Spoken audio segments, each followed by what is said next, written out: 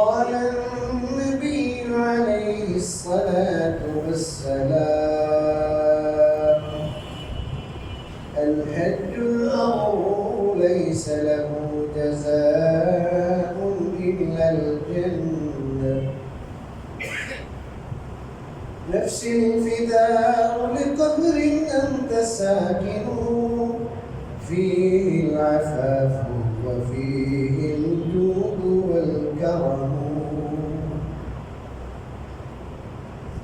أنت الذي ترجى شفاعته على الصراط إذا ما زلت القدم مولا সর্বপ্রথম আমরা মহান আল্লাহর দরবারে শুকর আদায় করি যে তিনি আমাদেরকে দুনিয়ার সব ঝামেলা থেকে পারে করে তার ঘরে আসার তৌফিক দান করেছেন। আমি আপনাদের সামনে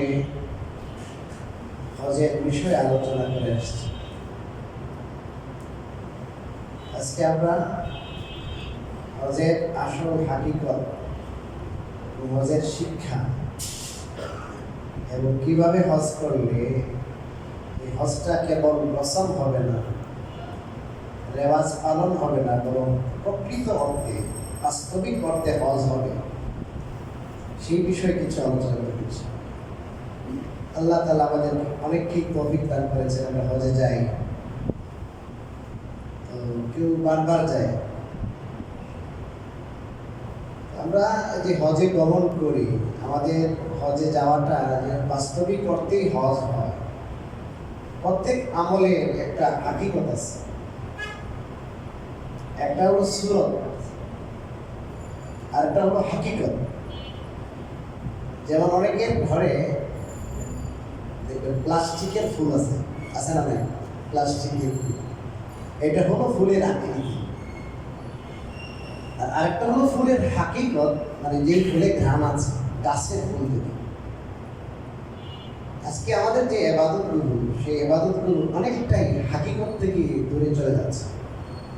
হাদিস শরীফে রাসূল করিম সাল্লাল্লাহু আলাইহি ওয়াসাল্লাম ইরশাদ করেছেন, আখিরি জামানায় এমন এক সময় আসবে মসজিদ ভরা মুসল্লি থাকবে, কিন্তু খুশু খুশুওয়ালা মানুষের অভাব নাই।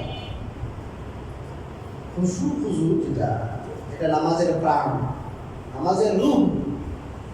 মসজিদ ভরা মুসল্লি কিন্তু কি নাই? খুশু নাই। ঠিক তদ্রূপভাবে হজে ভরা 50 লাখ মানুষ হজ করলেন, কিন্তু হজের হাকিকত কতজনের মধ্যে আছে, এই বিষয়ে কিছু আলোচনা করব। হজের হাকিকত হলো একজন মানুষ আল্লাহর হয়ে যাবে, তার এরাদা ইচ্ছা বলতে কিছু নাই। বান্দা তার পুরো ইচ্ছা, এরাদা, মনের আশা, আকাঙ্ক্ষা সবগুলো আল্লাহর হুকুমের অনুগত করে ফেলবে।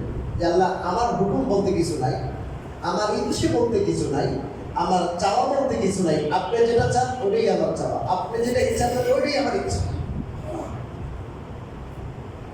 আল্লাহর আশিক হয়ে যাবে, আল্লাহর প্রেমিক হয়ে যাবে।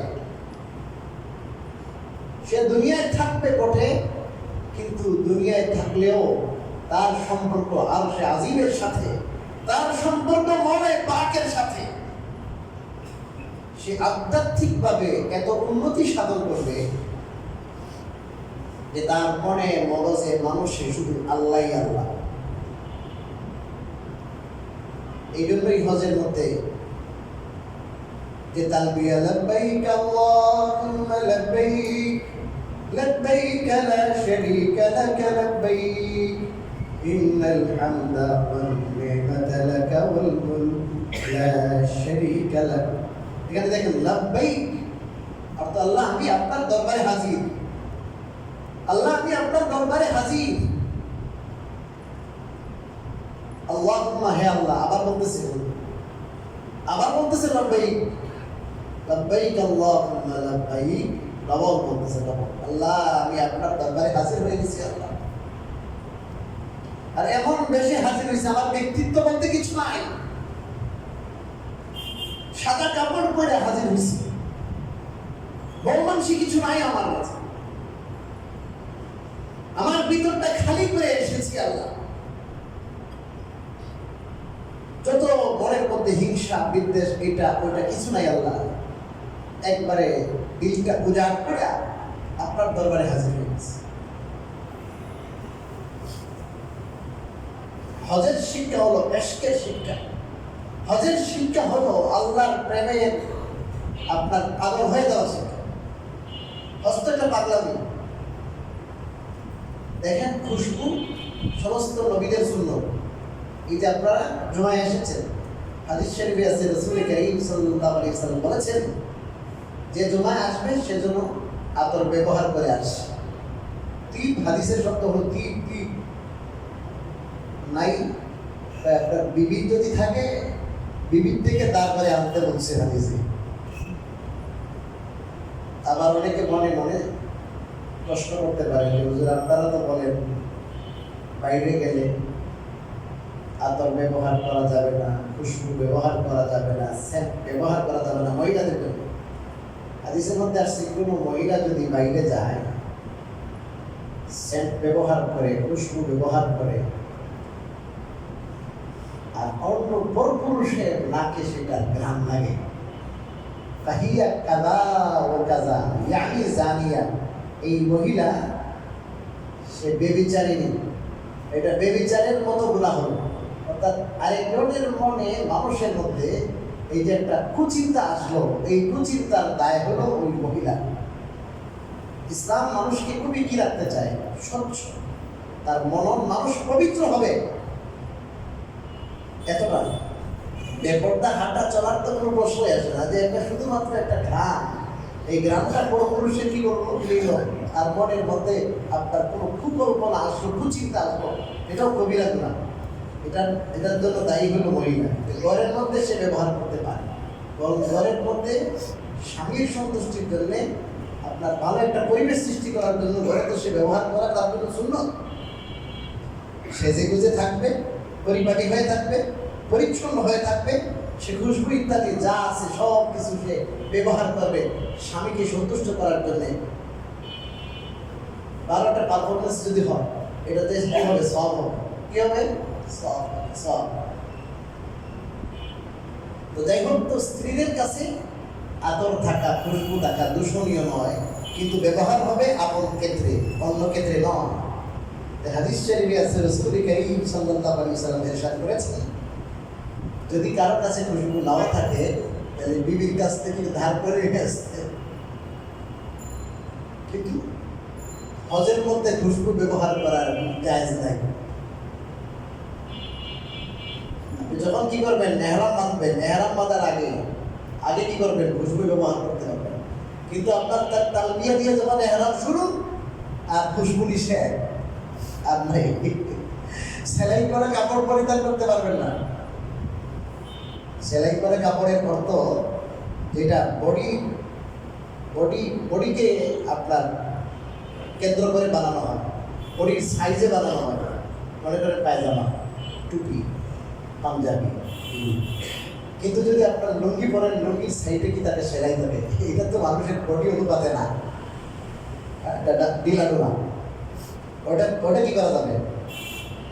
ওটার মধ্যে যদি সেলাই থাকে, কারণ লুঙ্গি যদি কেউ পরে, এটা অসুবিধা নাই, কারণ লুঙ্গিটা কি না বডির মাপে বানানো না। বাকি যেটা খোলা পড়া ওটাই বেটার, ওটাই ভালো। হজের মধ্যে সাধারণ অবস্থায় যে সমস্ত জিনিস সুন্নত, ওগুলো হজে কি হয়ে যায়? নিষেধ। মাথা কামাই একবারে পুরো পাগল হয়ে গেছে। হজের ক্ষেত্রে আমাদের জানতে হবে যে হজের যে ইতিহাস, হযরত ইব্রাহিম আলাইহিস সালামের কুরবানির ইতিহাস, হযরত ইব্রাহিম আলাইহিস সালামের আল্লাহর প্রেমের ইতিহাস, তার স্যাক্রিফাইসের ইতিহাস, তার স্ত্রী এবং তার সন্তানের ইতিহাস, এগুলো হলো হজের সাথে জড়িত। সাফা মারওয়ায় যে সাই, কেন ভাই এখানে দৌড়াবেন? দৌড়ানো তার ইবাদত না, দৌড়ানো ইবাদত নয়, কিন্তু সাফা মারওয়ায় সাই করা এটা ওয়াজিব। কেন? এটা কেবল যদি সাই থেকে যায় তাহলে হবে না, সেখান থেকে আমাদেরকে ওই জিনিসটা নিতে হবে যেই কারণে আল্লাহ রাব্বুল আলামিন সেই সাইটা কিয়ামত পর্যন্ত সমস্ত যারা হাজী তাদের জন্য ওয়াজিব করে দিয়েছে। হযরতে হাজেরা আলাইহিস সালাম তাকে ইব্রাহিম আলাইহিস সালাম রেখে যান মরুভূমিতে আল্লাহর হুকুমে। সাধারণত যেখানে রেখে গেলে মানুষ বেঁচে থাকার কোনো সম্ভাবনাই নাই, একবারে 0% সম্ভাবনা, 0% সম্ভাবনাও নাই, 0% কোনো পার্সেন্টই না, 1% হলে সম্ভাবনা, মানে বিলকুল কোনো সম্ভাবনা নাই বেঁচে থাকার। কোনো মানুষও নাই, পানিও নাই, খাবারের কিছুই নেই এখানে। মানুষের আলাদা যদি হয় তাহলে হয়তো কোনো মানুষের থেকে কিছু পাওয়া যেতে পারে, ওর কোনো সম্ভাবনা নাই। আল্লাহ তাআলা বলছেন যাও ওখানে যেয়ে রেখে আসো। বাচ্চাটা যদি একটু বড় হইতো তাও একটা কথা ছিল, এখানে রেখে চলে যাচ্ছে। চিন্তা করে দেখেন কি পরিমাণ তার কষ্ট। বাড়িতে থাকতে পারলেন না, দেশে থাকতে পারলেন না, নিজের ঘরে নিজের আদরের পিতা যিনি সেই পিতা বলছেন যাও তুমি গেলাও তাও এখানে ভালো হয়ে গেছে। তার জন্য আয়োজন করলো, সবচেয়ে বড় অগ্নিকুণ্ডের আয়োজন করলো, অনেক কিছু হইল, নিগৃহীত হতে হলো, নিষ্পেষিত হতে হলো, তাকে অনেক বেশি কষ্ট করতে হলো। নিজের এলাকা ছেড়ে আসলেন, এখন বলতেছেন এখানে তোমার বউ রেখে চলে যাও, বাচ্চা রেখে চলে যাও। সেই বাচ্চাটা কত আদরের বাচ্চা, সেই বৃদ্ধ অবস্থায় দীর্ঘ দোয়ার পরের বাচ্চা, সেই বাচ্চাকে এভাবে কুল কিনারা বিহীন অবস্থায়, কোনো খাবার দাবার নাই, তরলতা পাতা নাই, পানি নাই, কোথায় রেখে যাও? আল্লাহ বলছেন এখানে রেখে যাও, কোনো কথা নাই, উনি রেখে আসছে। হাজেরা আলাইহিস সালাম জিজ্ঞেস করছেন আপনি চলে যাচ্ছেন, আপনি কি আল্লাহর হুকুমে চল? কারণ উনি তো বুঝতেছেন আমার জামাই তো কি না, উনি তো পাগল না, উনি সাধারণ মানুষ না, উনি আল্লাহর নবী। অযৌক্তিক সেই কাজ উনি করছেন অবশ্যই আল্লাহর নির্দেশ। উনি চলে যাচ্ছেন ওইদিকে, মাথাটা ওইদিকে,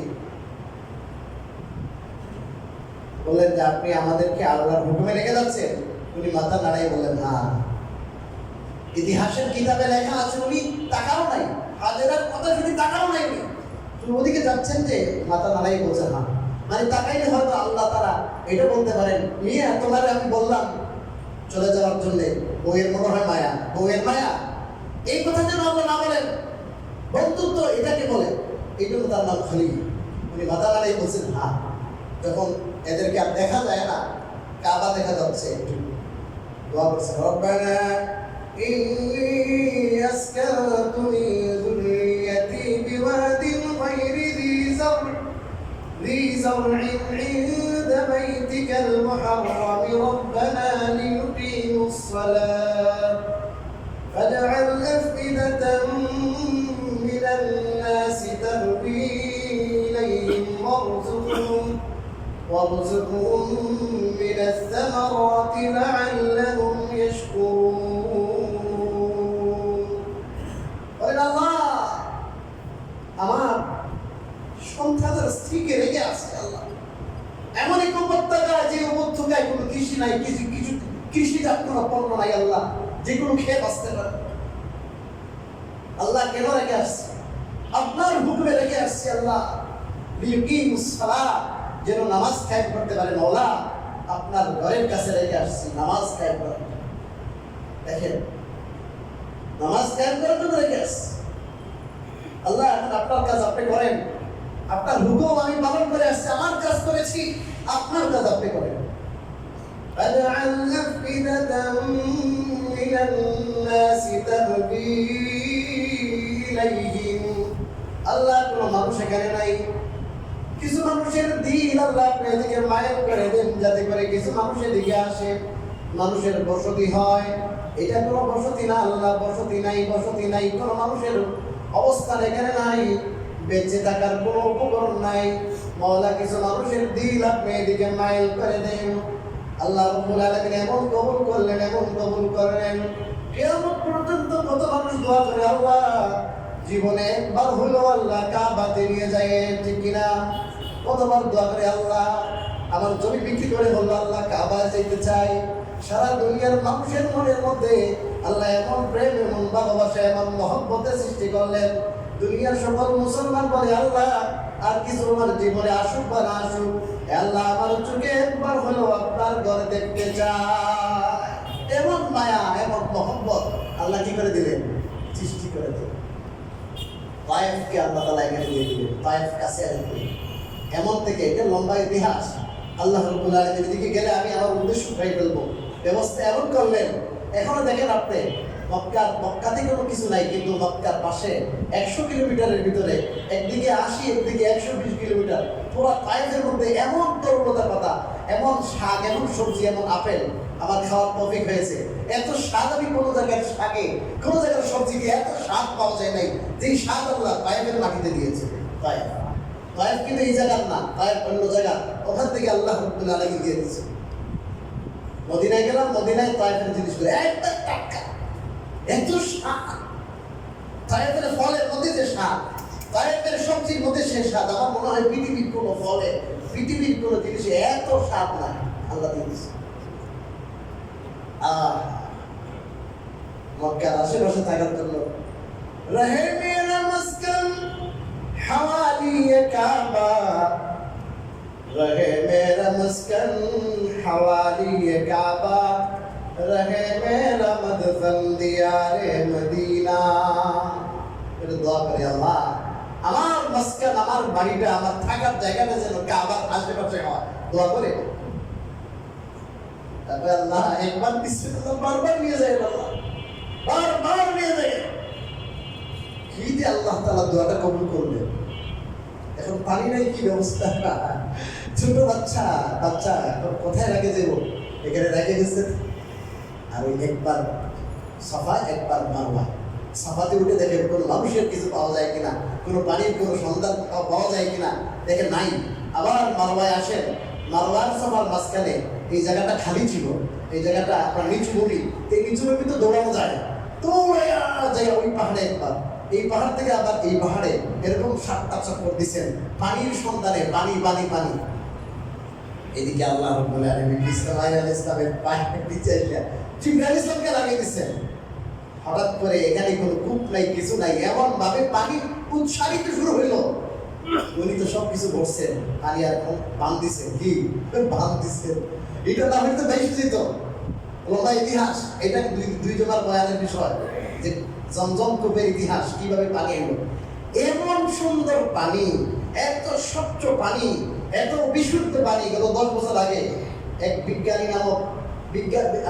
নামের এক খোলাঙ্গার, সে বললো এটাতে সমস্যা আছে, এটা এই পানিতে একটু সমস্যা, অসুবিধা আছে।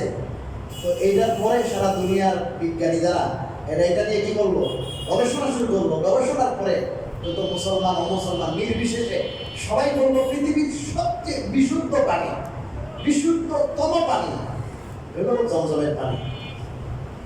এবং জমজমের পানি আপনারা যারা পান করেছেন আপনারা বলতে পারবেন, জমজমের পানি মুমিন যদি পান করে তাহলে তার পেশাবে ধরবে না। এটা জান্নাতের পানি না, এটা দুনিয়ার পানি না।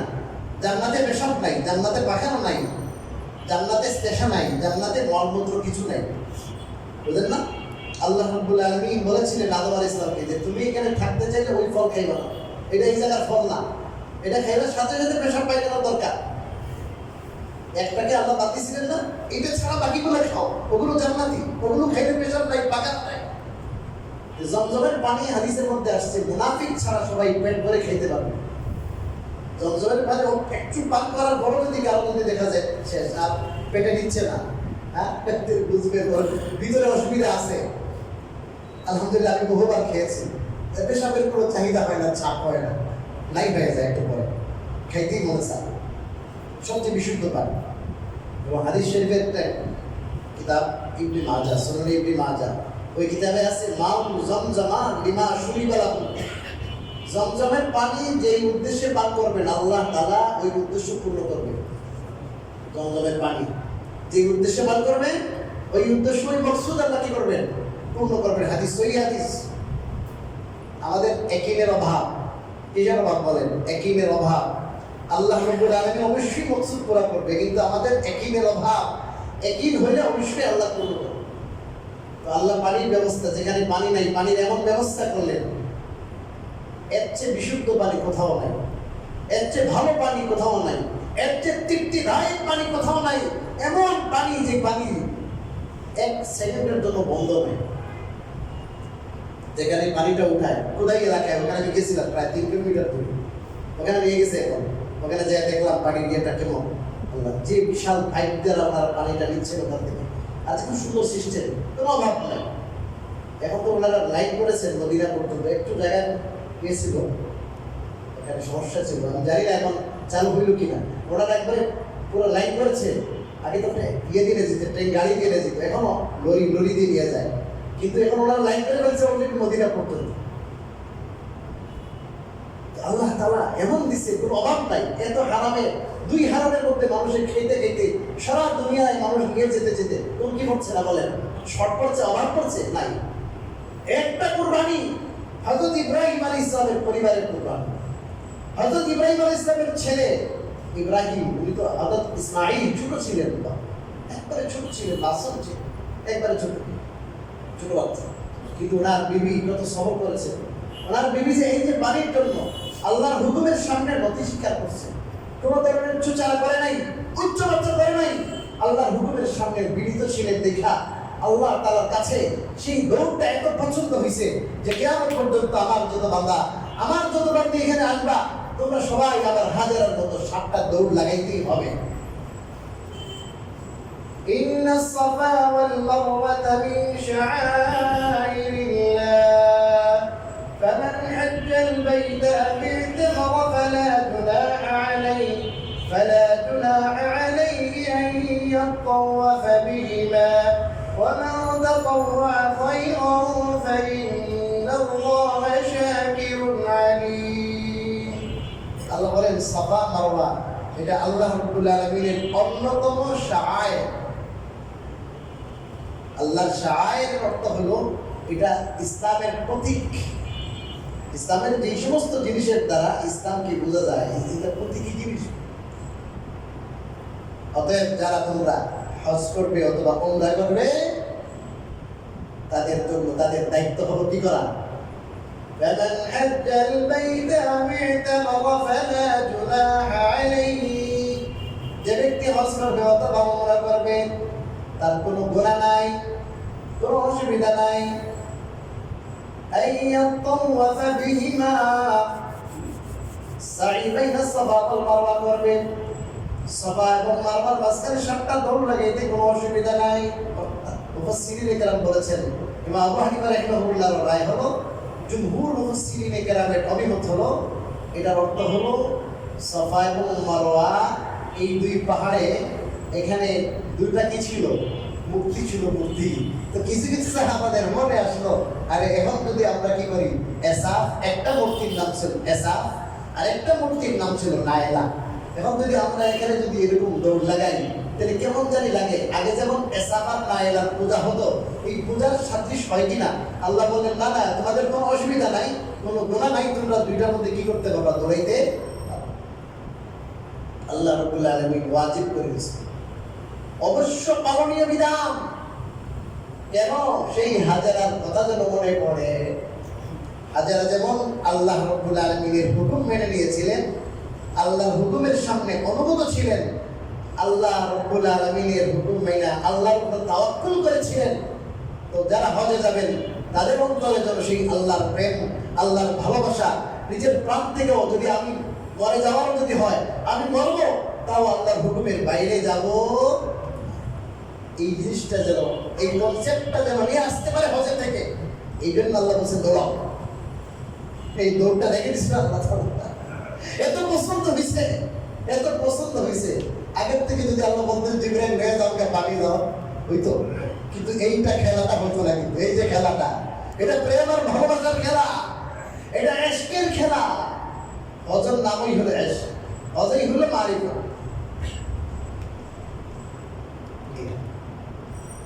শয়তানকে মারছে না, শয়তানের, হ্যাঁ, শয়তানকে পাথর মারা কেন? ওরে আল্লাহ, এতদিন পরে কি পাইছো? এতদিন পরে পোলা পাইছো, এখন বুঝি কি করবা? স্বপ্নেও দেখছো, স্বপ্নে কত কিছু তো মানুষে দেখে। এখন স্বপ্নে কি দেখছো না দেখছো, এখন পোলারে জবাই করতে চলে শয়তানে কি দেয় কুমন্ত্রণা। শয়তানি কুমন্ত্রণা দেখুন শয়তানকে কি মারছে, কি মারছে পাথর। এখন বাপ ওই জায়গায় ওই শয়তান নাই, কিন্তু আমি শয়তানকে পাথর মাইরা এটা বলতে চাই যে শয়তান প্রতিনিয়ত সকাল সন্ধ্যা দুপুর সব বেলায় আল্লাহর হুকুম পালনের পথে বাধা হয়। আমি শয়তানকে মারছি, আমি বলছি শয়তান তুই যে আমাকে বিভিন্ন খারাপ কাজে উদ্বুদ্ধ করিস, বিভিন্ন ভালো কাজে তুই বাধা হয়ে দাঁড়াস, ঢুকাইতেছ, তোকে আমি কি মারছি, পাথর মারছি। মানে একটা হল প্রতীকী পাথর মারা, আরেকটা হল সেই পাথর মারার থেকে সেই শিক্ষাটা ধারণ করা। আর আলোচনার উদ্দেশ্য হল হজ থেকে যেন আমরা সেই শিক্ষাটা নিয়ে আসি। সাফা মারবার যেন কেবল প্রতীকী সাফা মারবার চাই না হয়, পাথর মারা যেন কেবল প্রতীকী পাথর মারাই না হয়, সবসময় যে আমাদের সাথে শয়তান আছে।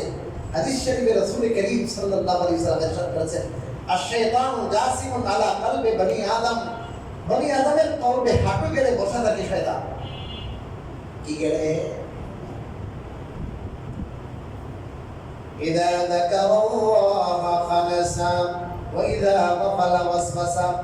আল্লাহ রাব্বুল আলামিনের কোন বান্দা যখন আল্লাহর জিকির শুরু করে, লা ইলাহা ইল্লাল্লাহ ইল্লাল্লাহ, লা ইলাহা ইল্লাল্লাহ মুহাম্মাদুর রাসূলুল্লাহ, সুবহানাল্লাহি ওয়া বিহামদিহি, সুবহানাল্লাহিল আযীম, সুবহানাল্লাহ ওয়াল হামদুলিল্লাহ ওয়া লা ইলাহা ইল্লাল্লাহ ওয়াল্লাহু আকবার। রাসূল করিম সাল্লাল্লাহু আলাইহি ওয়াসাল্লাম বলেন, শয়তান অন্তরের ভিতরেও যদি থাকে, যদিও শয়তান হাঁটু গেড়ে বসা থাকে, ওখান থেকে সে পালায়ে চলে যায়, এমন জায়গায় পালায়ে যায় তাকে দেখাও যায় না। আবার যখন মানুষ আল্লাহর জিকির থেকে গাফিল হয়ে যায়, যখন সে আল্লাহর জিকির করা থেকে যখন বিরত থাকে, দুনিয়ার বিভিন্ন কাজে যখন ব্যস্ত হয়ে যায়, তার অন্তর যখন আল্লাহর জিকির থেকে ফারেক হয়, মুক্ত হয়, আল্লাহর কোনো জিকির তার অন্তরে থাকে না, তখন শয়তান সাথে সাথে চলে আসে, বা এখন তো এই দিলের মধ্যে আল্লাহ নাই, এখন তো দিলের মধ্যে আল্লাহর জিকির নাই। তখন এসে আবার ওয়াসওয়াসা দেওয়া শুরু করে। তখন কি শুরু করে? ওয়াসওয়াসা। এই দিলের চিকিৎসা শয়তানের ওয়াসওয়াসা এই দূর করার মাধ্যমই হলো আল্লাহর জিকির। আর হজের অন্যতম জিনিসই হলো আল্লাহর জিকির। সহিহ হাদিসের মধ্যে আছে, আল হাজ্জু আরাফা। কি আছে? আল হাজ্জু আরাফা। বুঝেন নাই? হজ হলো আরাফার ময়দানে অবস্থান করা, ওই হজ। হজের তিন ফরজ, তিন ফরজের এক ফরজ হলো আরাফার ময়দানে কি করা। আরাফার ময়দানের কাজ কি? আরাফার ময়দানের কাজ আল্লাহর জিকির। আরাফার ময়দানের কাজ কি? আল্লাহ। এটা ভাই সবচেয়ে বড় জিনিস, সবচেয়ে বড় জিনিস আল্লাহর জিকির। আল্লাহর জিকিরের সবচেয়ে বড় ফায়দা কি জানেননি? আল্লাহর জিকিরের সবচেয়ে বড় ফায়দা হলো আল্লাহ রাব্বুল আলামিন বলেছেন, ফাযকুরুনি ইয়াযকুরুকুম। বান্দা তুমি আমাকে যদি স্মরণ করো, আমি তোমাদের স্মরণ করব। আমরা এখন অপদার্থ, ভিতরে কি টাকি, পেটটা কি ময়লা। আমাদের যে মানসিক অবস্থা, মনের মধ্যে যে কত কুচিন্তা, কুখেয়াল, এগুলো আর অনেকগুলো ময়লা। আমরা যে সমস্ত আমাদের মনন মানুষে যে সমস্ত খারাপ জিনিসের উদয় হয়, আমাদের যে খাসলত আছে, আমাদের যে অভ্যাস আছে, ওগুলো এই পায়খানা থেকে আল্লাহর কসম আরো বেশি না পান। এই জন্য যাদের আখলাক ভালো না, যারা বিভিন্ন গুনার সাথে জড়িত, যতদিন পর্যন্ত সেই গুনার 1000 ভাগের 1 ভাগও কোন মানুষের মাঝে বাকি থাকবে, আল্লাহ জান্নাতে কাউকে দিবেন। জান্নাতে কেবল পুত পবিত্র মানুষকেই আল্লাহ তাআলা দাখিল করবেন। এই মানুষ দুনিয়া থেকে যাওয়ার সময় সে সাফ পাক হইয়া যায়, তাকে ধুলের প্রয়োজন নাই। যেই মানুষ দুনিয়া থেকে যায় কিন্তু সে পবিত্র হয়ে যায় নাই, সে আধ্যাত্মিকভাবে অসুস্থ, তার মধ্যে রাগ আছে, তার মধ্যে হিংসা আছে, তার মধ্যে পরশ্রয়তা আছে, তার মধ্যে অহংকার আছে, তার মধ্যে দুনিয়ার লোভ আছে, তার চোখের অবস্থা ভালো না, তার মনের অবস্থা ভালো না, তার সবকিছু নাপাক, তার চিন্তা নাপাক, তার আমল নাপাক। এই সমস্ত নাপাকি নিয়ে কোনো মানুষ জান্নাতে যেতে পারবে না। জান্নাত আল্লাহ রাব্বুল আলামিন সেই সমস্ত মানুষের জন্য হারাম করেছেন। জান্নাতে যাইবে কেমনে? জাহান্নামের আগুনে যে মুসলমানকে আল্লাহ পোড়াবেন, সেটা মানুষকে পাক করার জন্য। এটা পাক গোসল। কি গোসল? পাক। দুনিয়াতে মানুষ তওবা করে চোখের পানি ফেলাইয়া যদি পবিত্র হইতে পারে তাহলে ভালো। আর যে মানুষ পাক পবিত্র হওয়া ছাড়াই সে চলে গেল, তার দিল পাক নয়, আধ্যাত্মিকভাবে অসুস্থ। ওই যে গত জুমায় বলেছিলাম, কোন মানুষের অন্তরে যদি সরিষার দানার পরিমাণ অহংকার থাকে, রাসূলুল্লাহ সাল্লাল্লাহু আলাইহি ওয়াসাল্লাম বলেছেন সে জান্নাতে প্রবেশ করতে পারবে। সরিষার দানা পরিমাণ। আমাদের মধ্যে কুমড়া আছে, সরিষার দানার পরিমাণ না, কুমড়া পরিমাণ। কুমড়া দিন, জালি কুমড়া আছে না, জালি কুমড়া বলা। এত সহজ জান্নাতে যাওয়া না ভাই। হুজুর এখন কেমনে কি কথা? হজে যাওয়ার আগে যাতে করে জিকিরের মেজাজ নিয়ে যেতে পারে। আর ভাই জায়গায় কথা অর্থ হলো, কারণ বাজারি মানুষ আমরা। কি মানুষ? বাজারি মানুষ।